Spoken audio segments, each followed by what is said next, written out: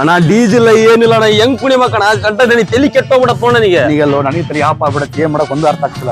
ಏನ್ ಮಾಡಕಣ ಅಲ್ಲಿ ಹೋಗ್ಬರ್ರಿ ಗಣಪತಿ ಕಳ್ಸಕ್ಕ. ಅಣ್ಣ ಸಂಟ ಬರವಣ ನಾವು ನೀನೇನಣ್ಣ ನಿನ್ನ ಡೀಸೆಲ್ ಏನಿಲ್ಲ ಹೆಂಗ್ ಬರ್ಬೇಕಣ್ಣ ಆಗತ್ತಿಲ್ಲ. ಏನ್ ಮಾಡಿ ನಾವ್ ಏನ್ ಕುಣಿಬೇಕು ಹೇಳ. ಸರಿ ಅಲ್ಲಿ ಅಧ್ಯಕ್ಷ ತಗೊಂಬರ್ರಿ.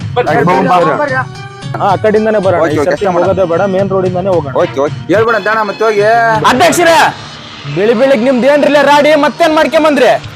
ಡಿಜೆ ಎಲ್ಲ ಏನಿಲ್ಲ ನಮ್ಮೂರಿ ಎಂಟರ್ಟೈನ್ಮೆಂಟ್ ಬೇಕೇ ಬೇಕ್ರಿ ಅಧ್ಯಕ್ಷ, ಡಿಜೆ ಬೇಕಾ ಇಲ್ಲಾಂದ್ರೆ ನೋಡಿ ಬರತ್ತಾ ಅಣ್ಣ. ಸರಿ ನೀವು ಮಾತಾಡ್ರಣ ನೋಡ್ರಿ ಏನಾರ ಅಡ್ಜಸ್ಟ್ ಮಾಡ್ರಿ. ಏನು ಅಣ್ಣ ಈ ಮಿಡಿಯಂ ಮಕ್ಳು ಡಿಜೆ ಪಾಜನ ಕತೆ ತಲೆ ಕೆಟ್ಟ ಕೆರ ಹಿಡ್ದೈತ್ ನಂದ.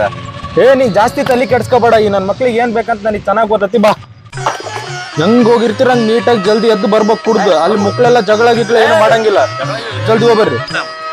ಬೇಡ ನನಗೆ ಬೇಡ. ಯಾಕೆ ಬರ್ತಾ ಅಣ್ಣ ಬೀರ್ ಅಷ್ಟ ಅಣ್ಣ ನಾವು ಹೊಡೆಯೋದು ಇವೆಲ್ಲ ಬೇಡ ಅಣ್ಣ ನಮಗೆ. ಇವಾಗ ತಂದ್ ಕೊಟ್ಟಿರೋದು ಹೆಚ್ಚಿಂದ ಏನ್ಲೆ ನಿನ್ ರೊಕ್ಕದಾಗ 8 PM ಕುಡಿಯೋ ಸುಳ ಮಗ ನೀನು ಇಲ್ಲಿ ಬಂದ್ ಬೀರ್ ಗೀರ್ ಕೇಳ್ತಾನೆ.